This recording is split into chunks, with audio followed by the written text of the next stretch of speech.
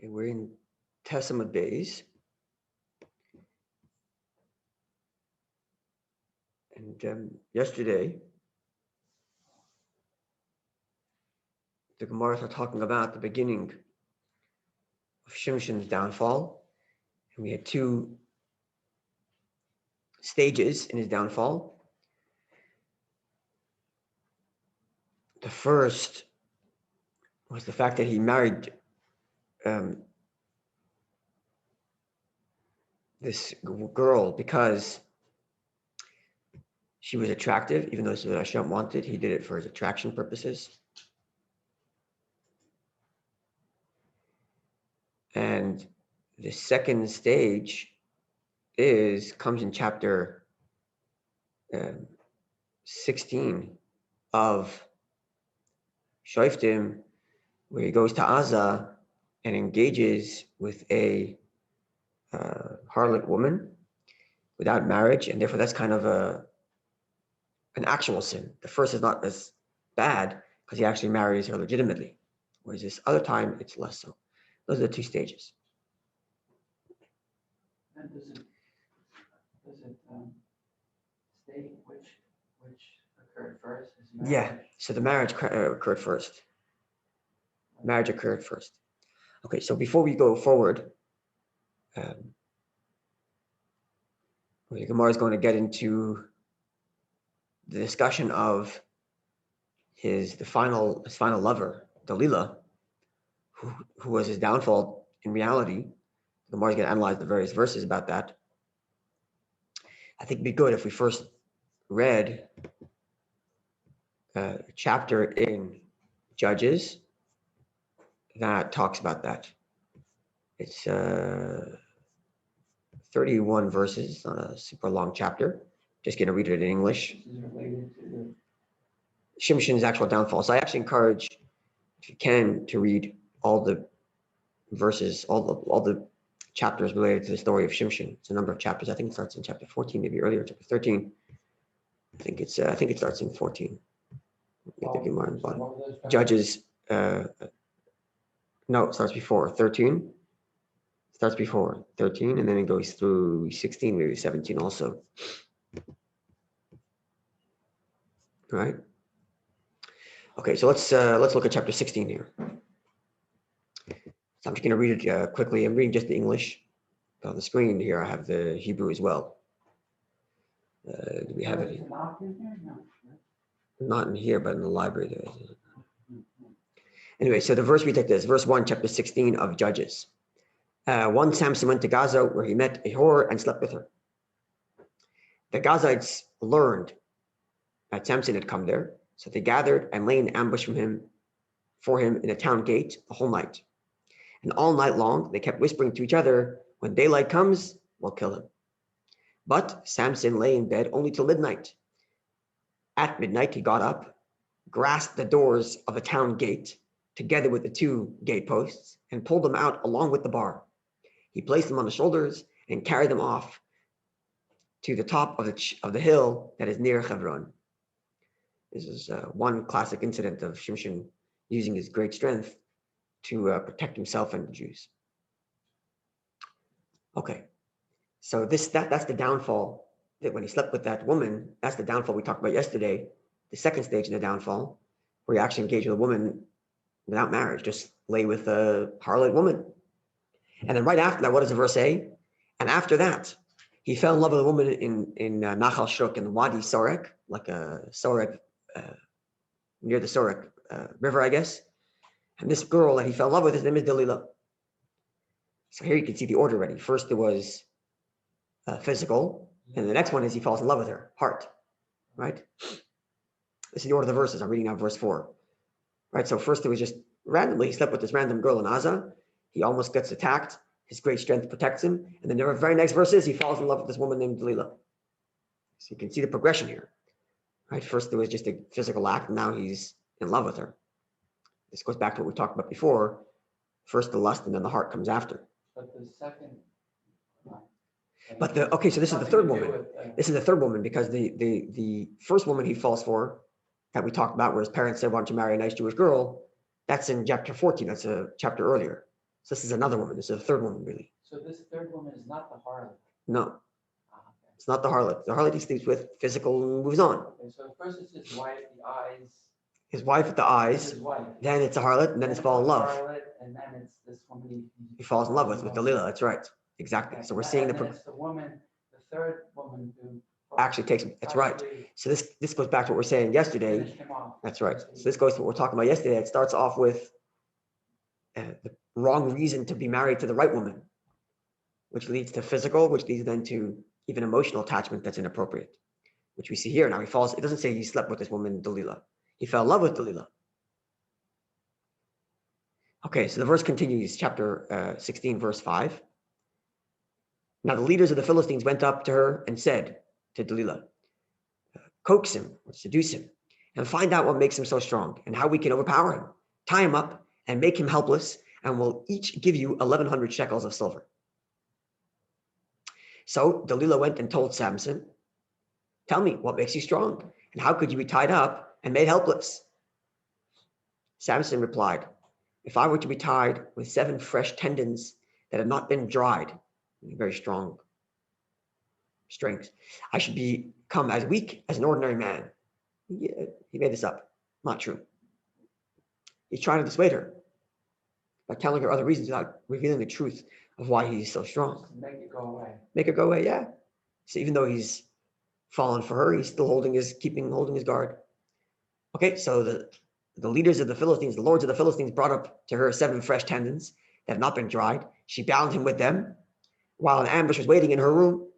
Then she called out to him, Samson, the Philistines are upon you. And she thought he wouldn't be able to overpower her because he's tied with these 7 tendons. Whereat, is that a word? He pulled the tendons apart as a strand of rope comes apart at the touch of a fire. So the secret of his strength remained unknown. So wouldn't that put him on notice that She's trying. She's trying to sabotage him? Yeah. So obviously love blinds, Okay. right? He should realize that she's trying to sabotage him, but he's like Right, I can balance it. I like her, I'll be with her, but I'm still going to keep my secret. I won't tell her. Yeah. So then Delilah said to Samson, oh, you deceived me. You lied to me. Do tell me now, how could you be tied up? Tell me your secret. Verse 11, he said, if I were to be bound with new ropes that had never been used, I would become as weak as ordinary man. So Delilah took new ropes and bound him with them while an ambush was waiting in her room.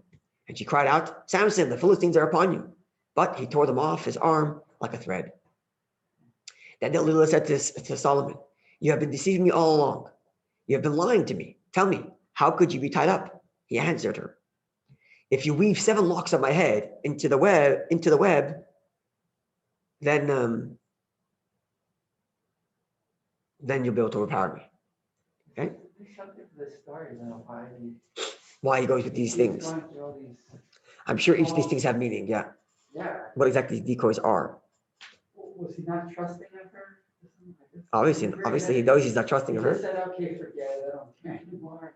Yeah. Because she, like, officially she's lying, right? She's saying, oh, the Philistines are upon you. Like she's warning him, right? So yeah, she's still officially on his side. It seems fishy though. I don't know the time frame between when he revealed this false secret and when, but it sounded like it was imminent. It doesn't necessarily mean it's. In the wings. Yeah, but it could have been weeks later. It could have been after some time of seduction and whatnot. It doesn't say specifically. Yeah. Anyway. Okay, so he says, if you were to weave 7 locks of my head into the web. Okay. So, and she pinned it with a peg and cried to him. So she did the same thing. She 7 locks him. And she cried to him, Samson, the Philistines are upon you. Awaking from his sleep, he pulled out the peg, the loom, and the web. He yanked the whole thing out with his hair. Fool me once, shame on you. Fool me twice, shame on me. Yeah. It's interesting. Yeah. Like at what point he's not figuring it out. I guess love is really that blind. I don't know. Good question. Anyway, verse 15 goes on. Then she said to him, how can you say you love me when you don't confide in me? This makes 3 times that you've deceived me and haven't told me what makes you so strong. Finally, after she had nagged him and pressed him constantly, he was wearied to death. and he confided everything to her. He said to her, no razor has ever touched my head. And if I had been a Nazarite to God since I was in my mother's womb, for I have been a Nazarite to God, a Nazir, to Hashem, since I was in my mother's womb. If my hair were cut, my strength would leave me, and I should become as weak as an ordinary man. Sensing that he had confided everything to her, Delilah sent for the lords of the Philistines with the message, come up once more, for he has confided everything to me. And the lords of the Philistines came up and brought the money with them. She lulled him. See, now they actually realize that it's the truth. The Gemara is going to comment on this, right? Because till now, they didn't come with money. At least the verse doesn't say. And the verse doesn't say, sensing that he had confided to her everything. The verse just said she went along with it. And now the verse says that she actually realized that he's saying the truth. The Gemara is going to comment on why that is, how she knew he was saying the truth more than the other times. So she lulled him to sleep on her lap.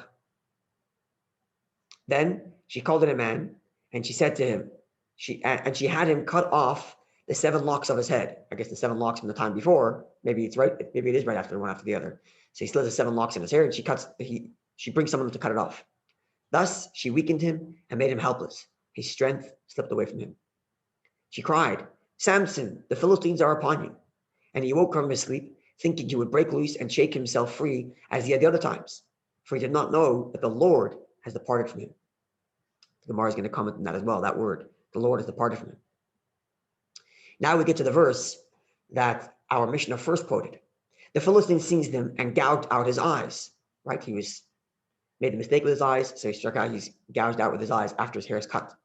They brought him down to Gaza and shackled him in bronze fetters, and he became a mill slave in the prison. After his hair was cut off, it began to grow back. Now the lords of the Philistines gathered to offer a great sacrifice to their god Dagon and to make merry. They chanted, our God has delivered into our hands our enemy Samson. When the people saw him, they sang praises to their God, chanting, our God has delivered us into our hand, our God has delivered into our hands the enemy who devastated our land and who slew so many of us. As their spirits rose, they said, call Samson here and let him dance for us. Samson was fetched from the prison and he danced for them. Then they put him between the pillars. Right, this is the famous lines, which conclude quickly the verses. And Samson said to the boy who was leading him by the hand, let go of me and let me feel the pillars that the temples rest upon. Right there, the pillars they're bringing him to the pillars upon which this whole temple, which they're dancing and celebrating. So he says, let me feel the pillars that I may lean on them. When he said temple, not our temple, their temple. The temple for Dagon, for their god, where they're celebrating for having captured Samson. So he tells the boy who's leading him, let me just feel the pillars. Let me lean on it for a second. Now the temple was full of men and women. All the lords of the Philistines were there. And there was some 3,000 men and women on the roof watching Samson dance.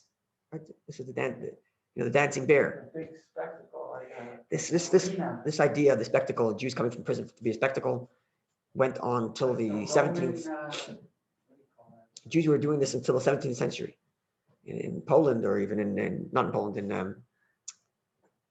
in Russia towards the east. A Jew couldn't pay the rent, so a lot of times they would make the Jew dance competition, and if he lost, which he usually would, it would mean his head. So this idea of making a spectacle out of the prisoner, the Jew, went on for centuries. Gladiators, exactly, similar kind of idea. They were slaves. Yeah. Yeah. So the verse continues. Now the temple was full of men and women. All the lords of the Philistines were there, and there were some 3,000 men and women on the roof watching Samson dance. Then Samson called out to Hashem. This is the famous words. O Lord Hashem, please remember me and give me strength just this once. O God, to take revenge of the Philistines, if only for one of my 2 eyes. Making reference to his eyes again. See, this is how he asks Hashem, please give me strength one more time. He embraced, sorry? Why does it say one of his 2 eyes? Weren't they both gouged out? They were. So saying I've already suffered, my eyes are, so for one of my 2 eyes, repay me back with a little bit of strength. That's what it seems like he's saying. Okay. Repay me back with one more time of strength. He embraced the 2 middle pillars that the temple rested upon. one with his right arm and one with his left, and he leaned against them. Samson cried out, "Let me die with the Philistines." And he pulled with all his might. The temple came crashing down on the lords and all the people in it.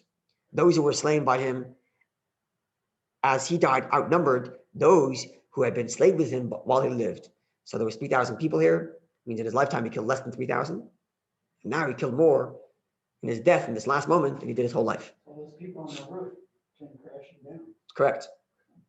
His brothers and all his father's household came down and carried him up. He died and buried him in the tomb of his father Manoach, between Sarah and Eshtael.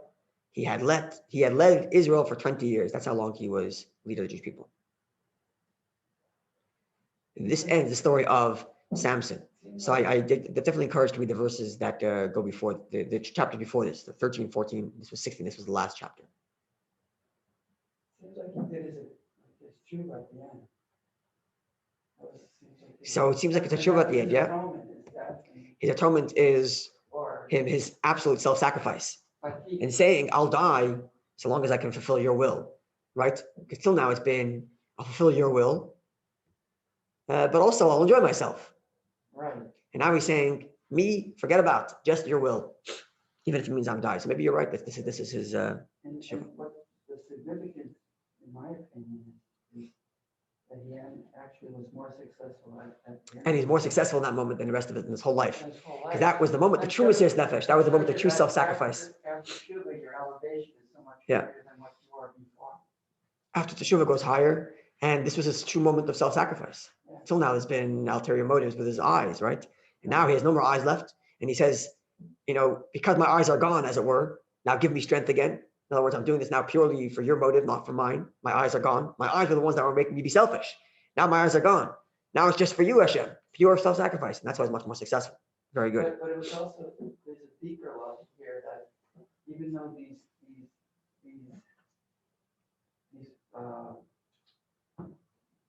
acts of what do you call it? Acts of indiscretion, Yeah. were actually in some ways necessary for this person to be elevated. All the mistakes he made led to the ultimate teshuva. Yeah. The ultimate success of his service to Hashem, to wipe out the enemy. Yeah. We have that with King David also, right? King David's mistake is that's where the line of kings come from. That's where the line of Mashiach comes from. And the Gemoro said that he only did it for teshuva reasons. He only did it to, Hashem only allowed David to be with Bathsheba to inspire generations of teshuva, right? So maybe you're right. Maybe this is a similar thing with Samson, even though we don't see yet the Gemara making such a comment, but perhaps. No. Yeah, perhaps. Okay. So now let's see the Gemara's comment on this passage, this chapter we just read. So the Gemara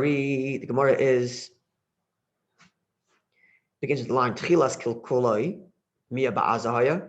There's a little letter 19. I don't know if you have that, there's little numbers. And it says Vayihi Acher Kain. It's right above a parentheses in which the word loy is at the middle of the page. A little lower than that. Lower than halfway at the bottom of it. Lower than halfway down. There's a parentheses with the word loy inside, and just above it says Vayihi. Oh yeah. Okay. So Vayihi Acher Kain, and it was after that, after he slept with this woman in Gaza, and then yanked out the city gate. The first two verses of the chapter we just read. Comes the third verse and says, and it was right after that, Vayav Isha Benachal Shorek, and he fell in love with a woman at Wadi Sorek at the valley, at the river. Ushma Dalila, and her name was Dalila. This is the woman he loved, right? This is what we just read. That after he slept with one random woman, now he falls in love with another. She betrayed him. Sorry? She betrayed him. And she's the one that betrayed him. So Tanya, we learned, Rabbi says, El Malay Nikra Shma Dalila. Even were her name not to actually be Dalila, Ra'uya Haisa Shetikra Dalila. It's appropriate that her name is Dalila, even if her name isn't actually Dalila. Why? Because the word Delilah has meaning to it. If you add a little dalet, it means dildala, which means to cut off. Rashi says it comes from the term like stones of a mountain that fall off. They shear off. They got uprooted. They get cut off. Yeah, uprooted or like removed. And therefore it's appropriate that she's called Delilah, because Dildalas Kaichai, she weakened or removed his strength. Dildalas Libai, she removed his heart. She stole his heart, making him fall for her. Dildalas Maisav, and she uprooted his behavior. And Dildalah, and those are the three things. So Dildalas Kaichai, she uprooted his strength, uprooted his heart, and uprooted his actions. Let's go one by one. And then we'll see how these three things are indicated in the verses we just read. They must be measure for measure for those actions. Yeah, so we have to think about that, because the Gemoro doesn't actually make the comment, but let's see. Yeah. So Dildalas Kaichai, she weakened his strength. The Ksiv, the verse reads, Vayasar Kaichem Elav, that after she cut his hair, his strength left him. That's the verse we read. Okay, Dildalas Libai, she stole his heart. The Ksiv, the verse reads, Fatar Dalila Kihigidla. Right, there's at one point, as Kal Libai, at one point she says, now I realized that he actually fully confided in me. And the words of the verse to say that is, Kihigidli is law as Kal Libai. She realized that he said all of his heart. That's the way it describes. He fully confided in her. He gave her all of his heart. So she stole his heart, right? She realized now at this point that he told me his whole heart. And that's when she calls the Philistines and said, come now, bring money, etc. Okay, then the third thing is, Dildalas Maisav, she ruined his actions. Now, ruin his actions means Maisav in a good sense. Namely, the presence of God was removed. It's not just his strength, not just his heart, but the presence of Hashem left. The Ksiv, as the verse reads, and we read this as well. Right, let's look which number verse is it? This is verse 20, where he says, and he didn't realize, right? He tried when she called the Philistines, he tried to jump up, and he said, I would for sure do it just like I did it every other time. But he didn't realize that God's no longer with him. God departed from him. So the verse doesn't say he didn't realize his strength left. The verse says he didn't realize God left. So before it says his strength left, now when it describes what happened, it says his strength left. And then when it describes how he's about to get up, thinking he could do it, but he can't, there it says God left, indicating two things that she removed from him. She removed from him his deeds, like he had no more merits anymore because God left him. And she removed his strength. Plus, she removed his heart because he fully confided. She actually got him, persuaded him, seduced him into giving away and confiding his truth of his strength.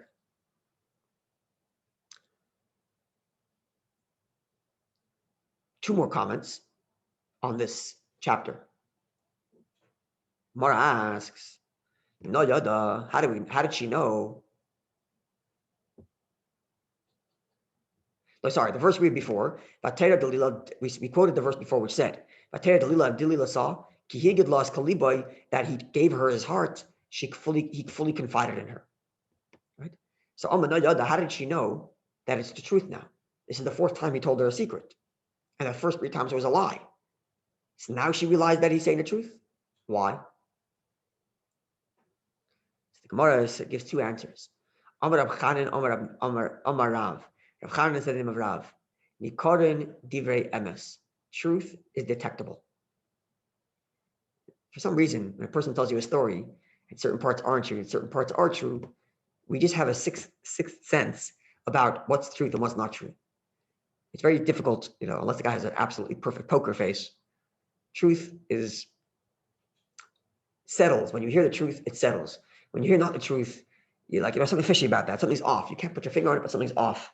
So when he said this fourth time, she realized, this is the truth. She can tell from the way he's saying it. We all have that sense.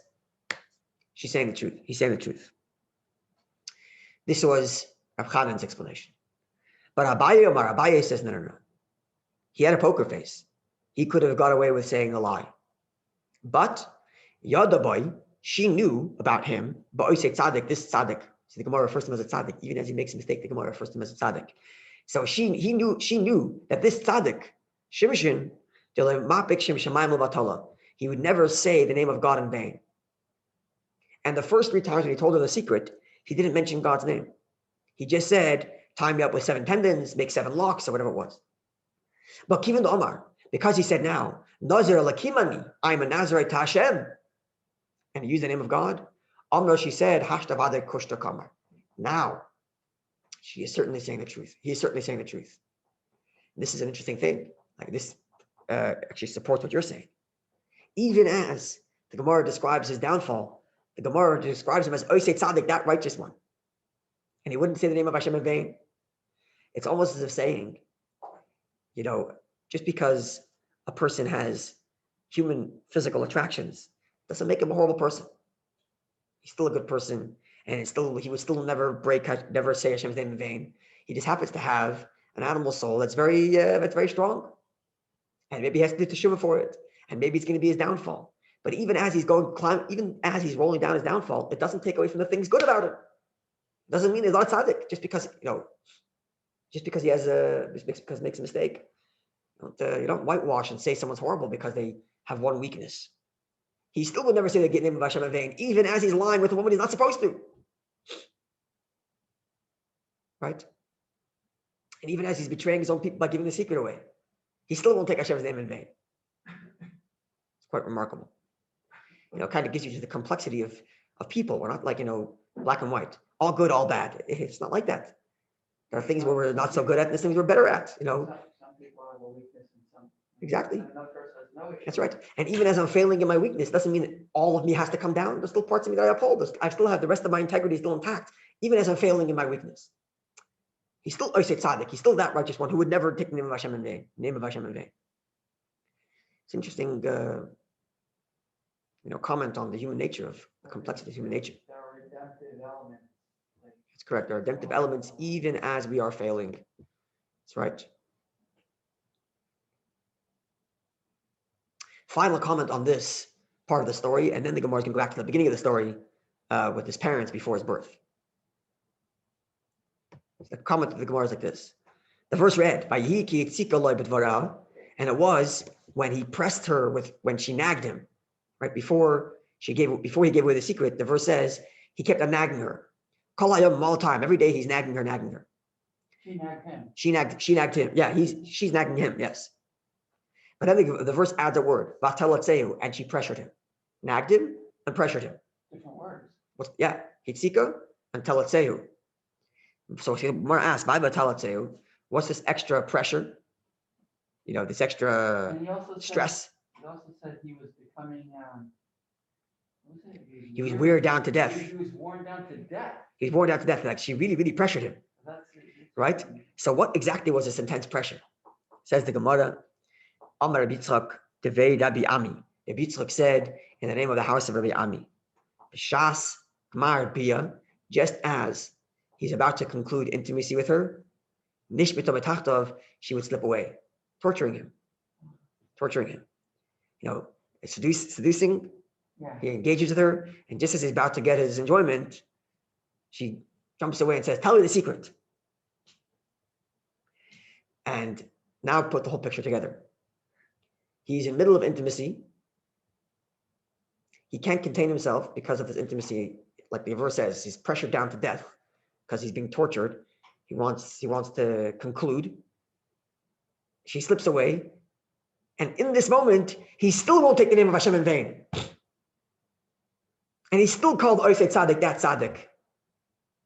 That's interesting. Isn't that interesting? Even in the depth of his misbehavior. The story of Pinchas, the Jews were bowing down to their idol in exchange for intimacy. That's right. They did break down. That's right. So other places in history where intimacy was used to seduce the Jewish. Certainly, yeah. Plagues and everything. Plagues caused because they. Right, we learned in the Gemara also where the woman would sit outside the camp seducing the Jewish people to come in, and that's how it says, "You want to be with me? Bow down to the idol." That was Bilam's. Right. That was Bilam's. That's right. That was Bilam's. He failed in the. We learned the cursing part. We learned it in Sanhedrin, right? I think we learned it in Sanhedrin where he told he couldn't curse them, so he advised the king to seduce them. An immoral tense. That's right, immoral tense, seduce them, and when they're about to enjoy themselves, say, "Hey, you want to enjoy me? No problem. Bow down to the idol." And here, even as Shimshon is in the depth of his enjoying himself, he still would not take the name of Hashem's name in vain. And that, it just, There's so much to think about here. it's It's also quite goes remarkable. back to that story too, because how they would do it was they were selling linen. That's right, selling linen. Those are the details. So, and they had a woman in there, and so to start with the eyes, probably she was very exposed. Right. To just get the. That's right. The Gemara says there. That's right. And then they progressed. That's right.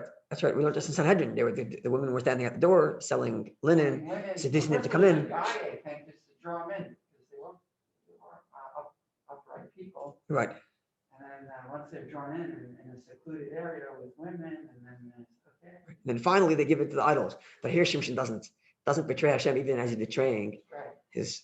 It's quite remarkable. And this is when the Gemara refers to him as Oisei Tzaddik, that Tzaddik. Yeah. Even though Yosef is called Tzaddik because he didn't engage, that's why Yosef is called the Yosef Tzaddik, because he didn't engage with Potiphar. Here the Gemara is referring to Shimshon as Oisei Tzaddik even as he's engaging. Why? Because even as he's engaging and he's enjoying himself all this to the point of death, he's being tortured that he wants his pleasure, he still won't take the name of Hashem in vain. Quite remarkable. This gets to something that I was commenting with someone on YouTube about how in Tanya we learn that the godly soul, even during the time of sin, the godly soul protests and says, I don't want to be part of this. Even as the animal soul is in sin, is doing sin. And the godly soul comes along with the ride, because the godly soul is trapped in the animal soul. If the animal soul is sinning, the godly soul is there. And it's the greatest torture for the godly soul. So there's a part of me that's still protesting. Even as I'm sinning, there's a part of me in the back of my head which says, you shouldn't be doing this. You belong to Hashem. So even as he's in the depth of the sin, he's Oisei Tzaddik, I'm not going to take God's name in vain. As much as I'm going to enjoy myself, I'm not going to take God's name in vain. It's quite remarkable. Okay, so we're stop over here. And God willing, Monday we get to the beginning of the story with Shimshon before his birth, when the angel blesses his parents and so on. Maybe we'll look at maybe we'll read the verses again together before we look at the Gemara. I think it helps. So maybe we'll do that, even though we're going out of order, because we started with the last chapter. We'll go to the beginning. We'll go to the first chapter and learn. I think it's chapter 13. I think it's 13. Yeah, I believe it's 13. So we'll look at 13. We'll see the Gemara's comment on chapter 13. And then as we go through the story of Shimshon, we'll read the relevant chapters that the Gemara is going to analyze. Okay, good. Ner Shabbos. Thank you.